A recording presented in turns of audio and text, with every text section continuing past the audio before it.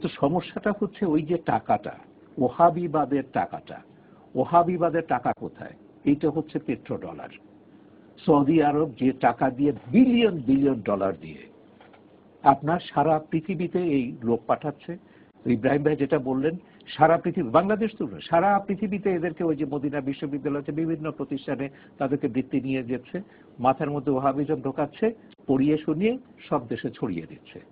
এইটা তারা গত 50 বছর ধরে এই কাজটা ধারাবাহিকভাবে সৌদি আরব করছে। আমাদের এখানে যারা চাকরি সুবাদে যাচ্ছে, জীবিকার প্রয়োজনে যাচ্ছে, তারাও কিন্তু সেখান থেকে একরকম মগজধোলাই হয়ে আসছে। আপনি এই যে সাম্প্রতিক একটা সংস্কৃতির ক্ষেত্রে যদি বলি, এই যে এটা টার্কিতে কথা হয়েছে, আমাদের এই মিশরে কথা হয়েছে, একই অবস্থা, আমাদের দেশে একই অবস্থা। হিজাবের এই সংস্কৃতিটা, মাথায় এই চাদর পড়ার যে সংস্কৃতিটা, এটা কোত্থেকে এলো?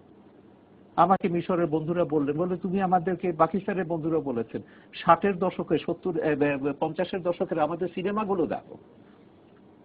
একেবারে আমাদের বাংলাদেশের কথা বলেন, একেবারে একই অভিজ্ঞতা। মেয়েরা সেখানে শর্ট স্লিভ ব্লাউজ পরছে, হাতা কাটা শাড়ি, ব্লাউজ এবং শাড়ি পরছে, কিন্তু সেখানে এখন কি হচ্ছে? চাদর ছাড়া আপনি চেহারা দেখবেন না। ঢাকা বিশ্ববিদ্যালয়ের কথা ভাবুন, এখন যেভাবে হিজাব বেড়েছে, আপনি অন্য আমরা যখন ছাত্র ছিলাম আমরা তো চোখেও দেখিনি হিজাব।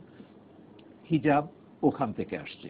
ওই যে ওরা যেটা শিখে আসছে সেখানে মাথায় ঢুকিয়ে দিচ্ছে, তারা তাদের পরিবারের উপর ওটা চাপাচ্ছে এবং বলে দিচ্ছে এটা হচ্ছে ইসলাম। কিন্তু এটা যে ইসলাম নয়, সেটা মিশরীয় ইসলামও নয়, তুরস্কের ইসলাম নয়, পাকিস্তানের ইসলাম নয়, বাংলাদেশের বা কোনো জায়গার ইসলাম নয়, সেটা একেবারে সৌদি মডেল। হিজাবের সংস্কৃতিতে সেটা পরিবেশগত কারণে।